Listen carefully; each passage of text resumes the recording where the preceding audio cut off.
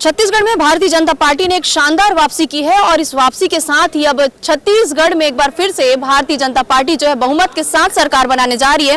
और इसके सीधे सीधे हम बात करते हैं, क्योंकि आप अभी देख सकते हैं हम इस वक्त मौजूद हैं भारतीय जनता पार्टी के प्रदेश मुख्यालय छत्तीसगढ़ की राजधानी रायपुर में, जहां पर आज जो आलम है वो दीपावली के जैसा हमें लग रहा है। और आखिर क्यों ना हो, क्योंकि भारतीय जनता पार्टी ने एक शानदार धमाका करते हुए अपनी सत्ता में वापसी की है और जिसका कल मंत्रिमंडल की शपथ भी होने वाली है। और साथ ही साथ जितने भी विधायक जीत करके आए हैं सारे के सारे राजधानी रायपुर में मौजूद हैं। हम बात करेंगे जैसे कि हमने विधानसभा चुनाव के पहले हमने कई प्रत्याशियों से बात की थी, हमने चर्चा भी की थी और उसी चर्चा को हम आगे बढ़ाते हैं। और हमारे साथ इस वक्त चर्चा में मौजूद होंगे बसना के विधायक संपत अग्रवाल जी, जिन्होंने भारी बहुमत के साथ में बसना के लोगों के दिलों में राज करते हुए जीत हासिल की। हम सीधे उनसे मिलेंगे और जानेंगे कि किस प्रकार इन्होंने जीत हासिल की और जीत हासिल करने के बाद क्या कुछ इनका उद्देश्य रहेगा। संपत जी, सबसे पहले तो आपको ढेर सारी शुभकामनाएं हमारी तरफ से कि आपने धुआंधार जो है जीत दर्ज किया है। Thank you. जीत दर्ज करने के बाद, क्योंकि आपके सामने जो है राय बहादुर सिंह थे जो राशि परिवार से आते हैं, उन्होंने मात दी है, क्या कुछ आपने अपनी इसमें रणनीति अपनाई थी? अभी मोदी की गारंटी जो ऐसे लोगों की सिर चढ़ के बोल रहा था, महतारी वंदन योजना, और बसना में तो खासकर बसना विधानसभा के लोग आपने देखा ही है कि मुझे अपना परिवार मानते हैं और परिवार का भाई और बेटा समझ के और इतना ज़्यादा मुझे स्नेह देते हैं। और मुझे जब टिकट मिल गई तभी से लोगों में काफ़ी उत्साह था और बाद में फिर जब घोषणा पत्र आया तो उत्साह और 4 गुना हो गया।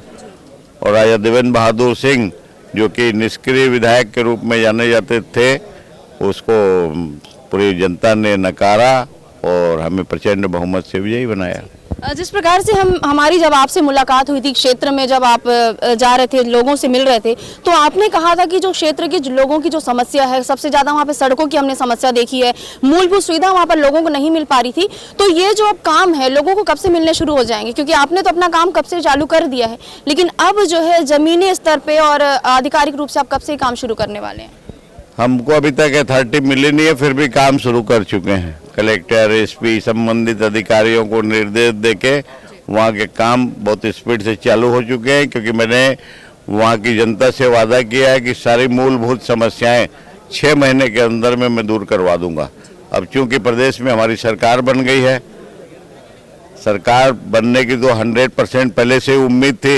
अगर किसी कारण से ऐसे होता तो बहुत धरना प्रदर्शन भी करना पड़ जाता। वगैरह भी पूर्ण बहुमत से हमारी सरकार बनी है, इसीलिए जो 6 महीने का हमने वादा किया है तो उससे पहले ही वहाँ की मूलभूत समस्याएं दूर कर ली जाएंगी। सभी सड़क पहुँच मार्ग के लिए जितने पूरे गाँव में, अधिकांश गाँव में सड़क की स्थिति खराब है, वो सबको ठीक कर लिया जाएगा। जनता का समर्थन आपको मिला और समर्थन क्या अपार समर्थन आपको मिला है, तो समर्थन देने वाले उस आपकी जनता को जिन्होंने आपको आज इस मुकाम पर लाके खड़ा किया, क्या कहेंगे आप, क्या संदेश आप उन्हें देंगे?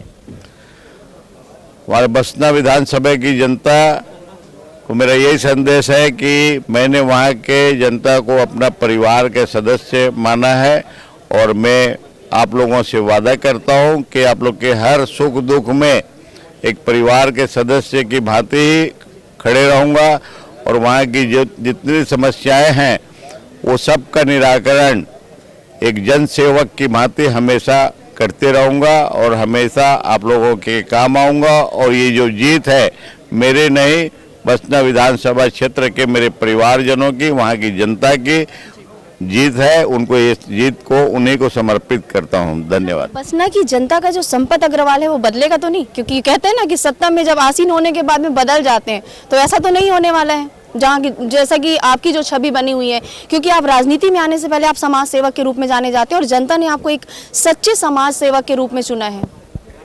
मैंने एक संकल्प लिया है कि जब तक जिंदा रहूँगा उस क्षेत्र की जनता की सेवा करते रहूँगा और सेवा करने के लिए ये बहुत बड़ा मंच है। अब सेवा कार्य 10 गुना ज़्यादा बढ़ जाएगा और वहाँ की जनता खूब अच्छे तरीके से जानती है कि मैंने जब उनको परिवार समझा है तो राजनीतिक कारणों से नहीं समझा है। कोरोना काल आया तब चाहे वो कोई भी पार्टी का रहे, रात और दिन जग के उनकी सेवा करी है, एम्बुलेंस दिलवाए हैं और वो काम अब निरंतर चलते रहेगा। वहाँ की तरक्की और विकास यही मेरा ध्येय रहेगा। तो ये थी हमारी खास चर्चा भारतीय जनता पार्टी से प्रचंड बहुमत के साथ सत्ता में काबिज होने वाले बसना विधायक संपत अग्रवाल से, जिनका कहना है कि एक समाज सेवक जो है अब एक राजनेता के रूप में उभर कर सामने आएगा और बसना की जो जनता है उनको मूलभूत सुविधाएं दिलाने के साथ साथ उनके हर सुख दुख में अपना भागीदारी ये निभाएंगे। ये कहना है बसना के विधायक संपत अग्रवाल का। लेकिन अब देखना होगा कि आखिरकार सत्ता में आसीन होने के बाद जनता के विश्वास पे और उनके वादों पर कितना ये खरा उतरते हैं, ये आने वाला समय बताएगा। लेकिन फिलहाल इस वक्त भारतीय जनता पार्टी में खुशी का माहौल है जो हमें देखने को मिल रहा है। इस खास कवरेज के लिए मेरे सहयोगी टिकेंद्र साहू के साथ अंबिका मिश्रा, रफ्तार मीडिया, छत्तीसगढ़।